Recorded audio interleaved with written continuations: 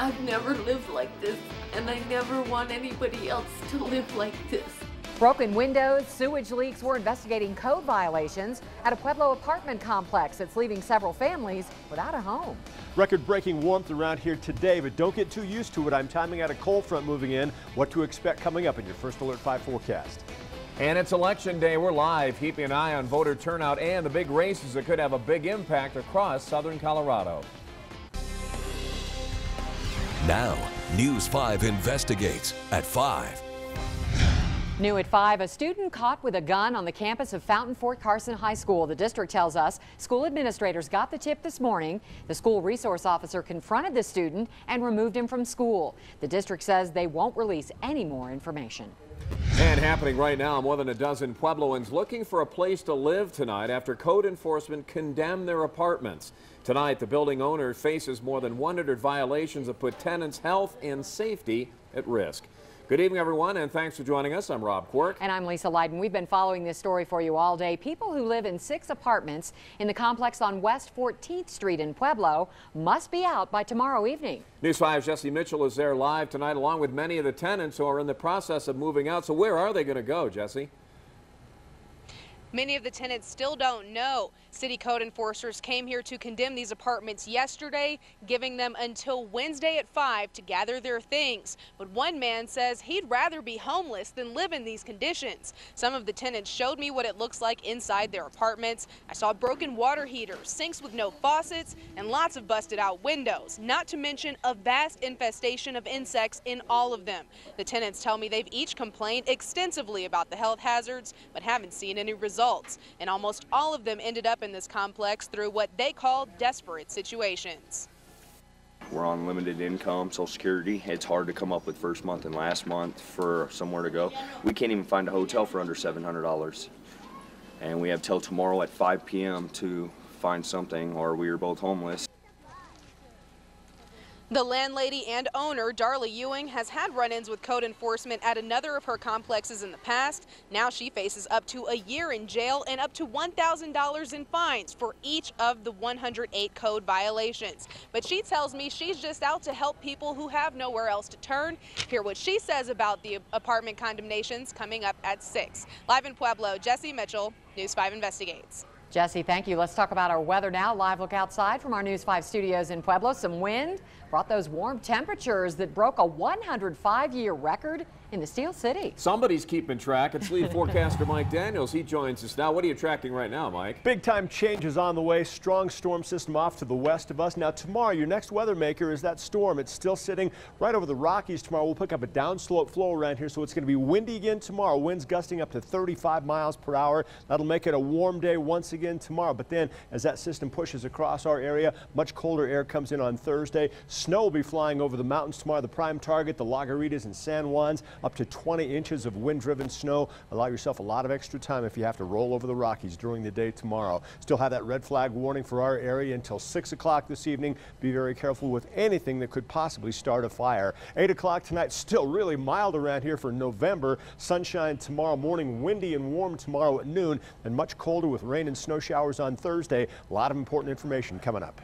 Mike, thank you. Local firefighters went on heightened alert today because of the red flag warning along I-25. The combination of the high winds and heavy growth of brush this year makes for an even more dangerous situation as that growth dries out and dies off. Over the next couple of days, cold, wet weather could knock down the fire danger, but firefighters say fire danger spikes before then.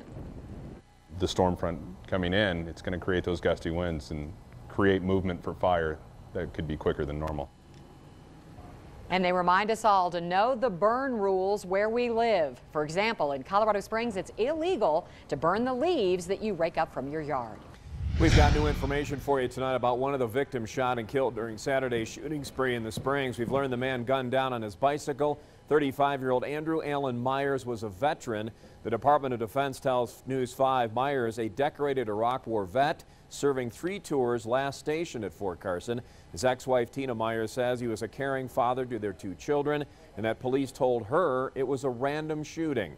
The 2 women killed Saturday, 42-year-old Jennifer Michelle Vasquez and 34-year-old Christina Rose Bacchus Galella. As for the shooter, 33-year-old Noah Harpham, many are wondering why he did it and what was going on in his mind. For answers, News 5's Greg DiGrando sat down with a retired FBI profiler. Greg joins us live from the crime scene tonight. Greg? Well, Rob, Peter Klissman has profiled mass murderers his entire career, but even he was surprised to have one happen in his own community. Shortly after the shooting, he found himself back up on the horse, analyzing yet another murderer. He says he immediately went through the shooter's posts and blogs online, and he says none of it made any sense. One thing he did pull away from it was a lot of built-up anger. However, he says that anger seemed to be aimed at his father, not society as a whole, as many other mass shooters. If you had asked me, Pete, after reading that, do you think this guy is a danger to the community, my answer would have been no.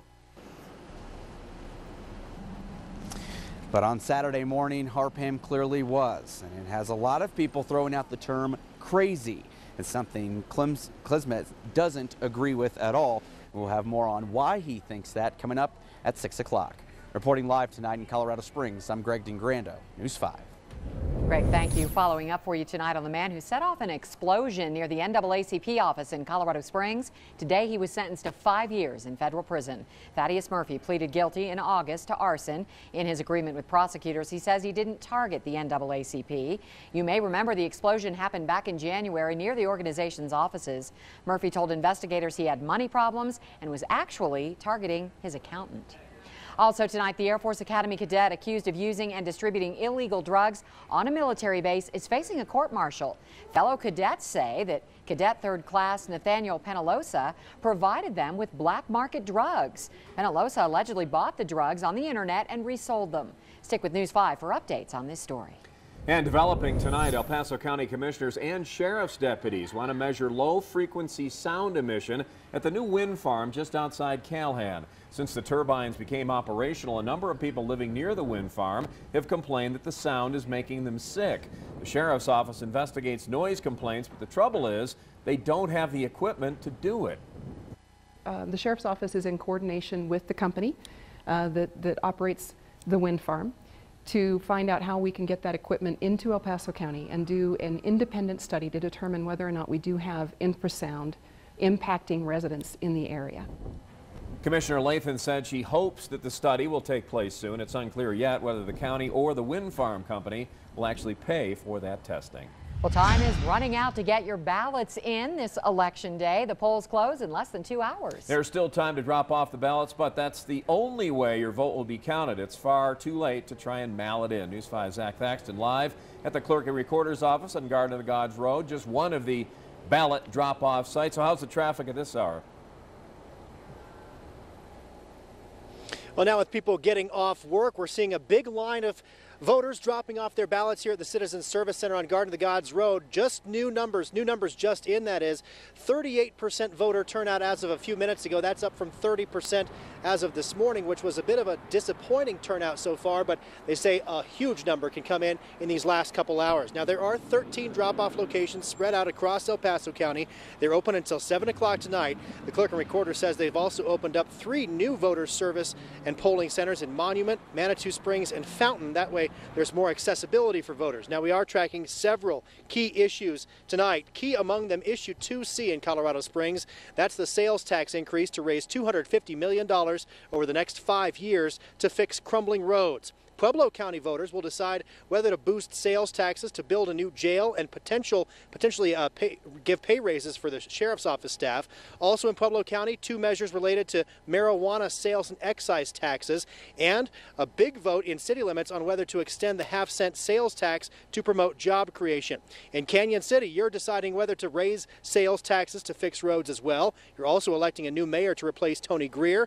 Manitou Springs also electing a new mayor to replace Mark Snyder and deciding whether to keep funding parks and open space through sales and property taxes. And up in Woodland Park, you're deciding whether to expand local ambulance service through a sales tax increase.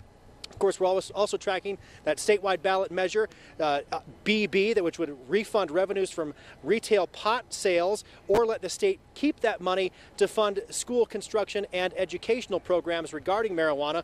We'll be tracking all these, and as soon as the results come in, shortly after 7 o'clock, we'll have them on air and online. For now, live at the Citizen Service Center, Zach Thaxton, News 5. Zach, thanks for the update. And with tonight's election, the countdown is on to next year's presidential race, a year-long stretch that can spell tight budgets for charity groups. We spoke with Pikes Peak United Way and the Salvation Army, who tell us people often funnel money toward a particular candidate instead of giving their normal amount to charity, something that seems to happen every election cycle, including 2012. A few years ago, when Mitt Romney was running for the presidency, we noticed this with the Salvation Army in Utah that the funds went down quite a bit because of people trying to support their candidate. Coming up at 6:30, we'll talk more about that decrease in money and how they continue to provide service even when that money is tight. News 5 is your election leader. We will bring you results as soon as they start coming in tonight, just after 7. You can watch the results, crawl at the bottom of your screen. We'll also bring you live cut-ins this evening, as well as updated results on KOAA.com. And tonight at 10, live comprehensive coverage on all the top races and issues.